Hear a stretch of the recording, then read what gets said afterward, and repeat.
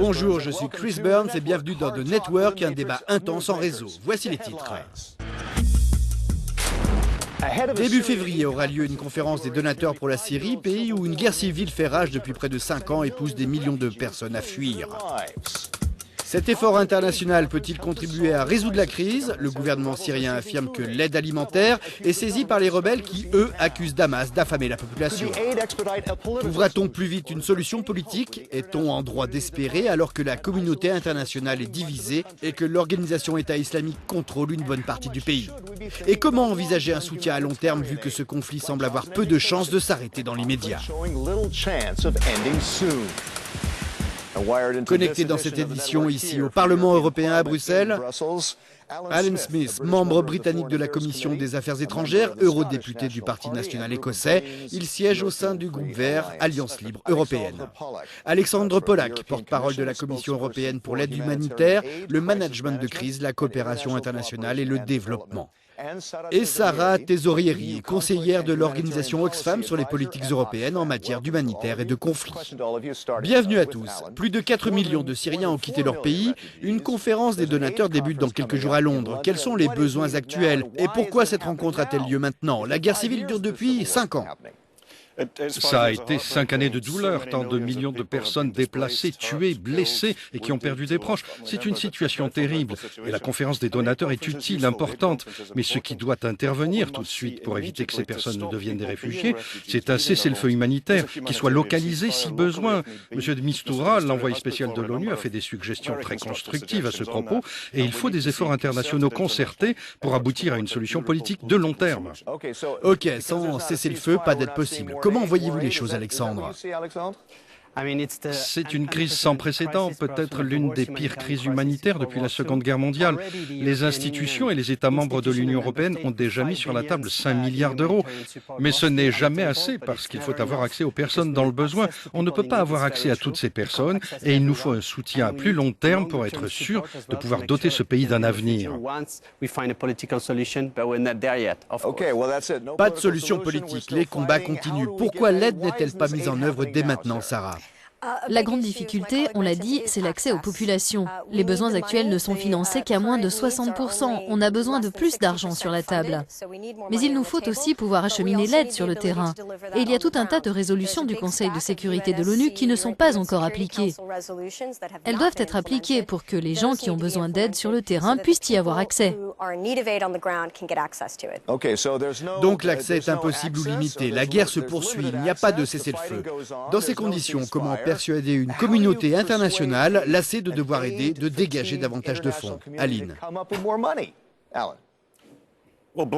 Clairement, le problème n'est pas un manque d'argent étranger qui arrive en Syrie. Le souci, c'est qu'une bonne partie de ces fonds est utilisée pour acheter des armes, des tanks et des bombes et non dépensée à des fins humanitaires. On assiste à une guerre par procuration que se livrent un certain nombre de pays du Golfe et l'Iran aussi en partie.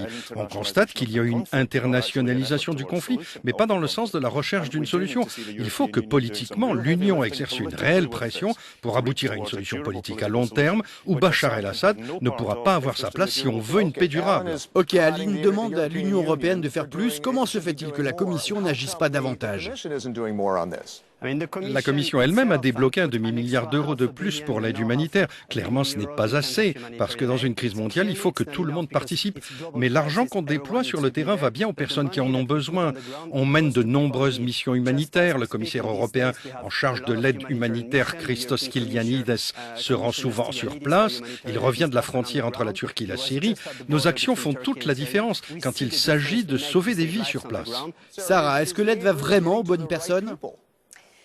L'aide parvient à beaucoup de personnes dans le besoin. C'est possible d'acheminer de l'aide en Syrie, c'est ce qu'on fait. Mais on n'a pas accès à tous, et tous n'ont pas accès à nos équipes. Il faut que ça change, et on a de nombreux moyens de le faire. Il faut que ce soit la priorité de l'agenda politique de tous les acteurs impliqués. Il y a des membres du Conseil de sécurité qui sont partie prenante dans le conflit, et ils doivent faire leur part vis-à-vis de leurs alliés sur le terrain. Je voudrais poursuivre un peu sur cette question de l'accès. Comme nous l'avons dit au début de ce débat, les deux camps s'accusent l'un l'autre de se priver d'aide alimentaire. Cette aide est devenue une arme en un sens. Comment l'éviter? Les négociations de paix peuvent-elles contribuer à régler ce problème, Aline? On doit se concentrer sur la recherche d'une solution politique durable. Monsieur de Mistura a proposé l'idée de cesser le feu localisé à des fins humanitaires en internationalisant ce genre d'initiative. Pour être clair, je soutiens tous les efforts que la Commission fait dans ce sens. Quand je dis que l'Union doit faire plus, je pense aux États membres, comme quand le Conseil de sécurité de l'ONU est dans l'impasse. Si les États membres ne reconnaissent pas chacun l'importance d'un but commun, l'Union ne pourra pas faire tant que ça. Ok. À nouveau, sur le fait d'utiliser la famine comme arme de guerre,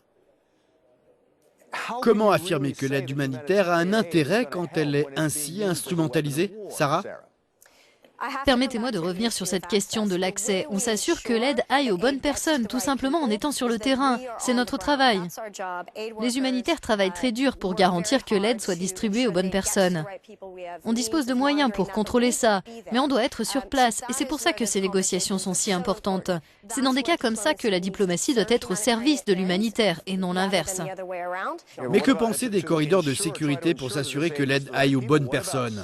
Pourquoi ne pas envisager des zones interdites de survol, Alexandre? Il nous faut un accès inconditionnel aux personnes dans le besoin. Si on ne l'a pas, on ne peut pas voir les résultats sur place. On a vu la situation à Madaya et le grand public aussi. Les travailleurs humanitaires savent qu'il y a la famine là-bas. Il nous faut un accès inconditionnel et l'Union est aux avant-postes en la matière.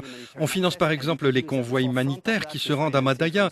Mais on n'a pas parlé d'éducation. Peu importe la solution politique qu'on trouvera, si les enfants, la génération perdue qui se trouve en Syrie et dans les pays voisins, n'ont pas accès à l'éducation, alors peu importe ce qu'on fera, on n'aura pas la possibilité de construire un avenir pour ce pays. Ok, sur les corridors de sécurité, les zones interdites de survol qui pourraient favoriser cet accès aux populations, Aline? C'est une priorité, mais la question c'est comment les appliquer et faire en sorte que les partis soient d'accord. Qui va le faire? On doit se servir d'un levier politique. On a des armes à notre disposition. J'utilise ce terme même si j'ai des réticences quant à une solution militaire. On peut se servir d'un levier politique fort pour négocier une paix durable dans laquelle Bachar el-Assad ne pourra pas avoir de place. Ok, on parlait d'éducation, de plus long terme et d'emploi pour une partie des réfugiés. Sarah, comment procéder? Comment diriger l'aide vers des actions à plus long terme, par exemple dans des camps dans les pays voisins de la Syrie?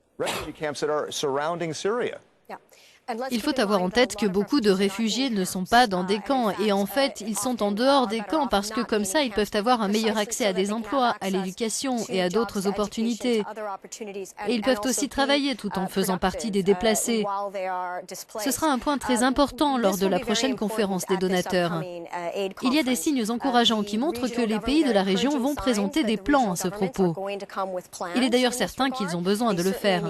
Et la communauté internationale doit être prête à faire sa part, notamment l'Europe. Dernière question. Comment relier la crise des migrants à cette conférence des donateurs? N'est-ce pas un argument clé pour convaincre des pays de débloquer davantage de moyens, Alexandre? Il est clair que l'aide humanitaire et au développement a aidé à s'attaquer aux causes, à la racine, et les causes de cette crise des réfugiés, ce sont la pauvreté, la guerre, c'est évident pour l'opinion publique. Par exemple, on a créé un fonds fiduciaire pour la crise en Syrie, dans lequel la Commission européenne vient de mettre un demi-milliard d'euros. C'est un début, nous voulons que les États membres participent, d'autres pays également. Et il y a des projets très spécifiques par lesquels nous soutenons la Jordanie, le Liban, la Turquie et les pays voisins. Dans le cas du Liban, les réfugiés représentent aujourd'hui 20% de la population. Se pose la question de leur accès à l'emploi et ils ne sont pas dans des camps. Nous voulons créer plus d'emplois, mais c'est difficile. Il faut la participation de tous, l'argent des contribuables européens et un effort du secteur privé. C'est vraiment une crise mondiale et il faut des solutions mondiales. Alexandre, merci beaucoup. Je voudrais remercier nos invités, Aline Smith, Alexandre Pollack et Sarah Thésaurieri. C'était Chris Burns. Merci et à bientôt pour une prochaine connexion à The Network.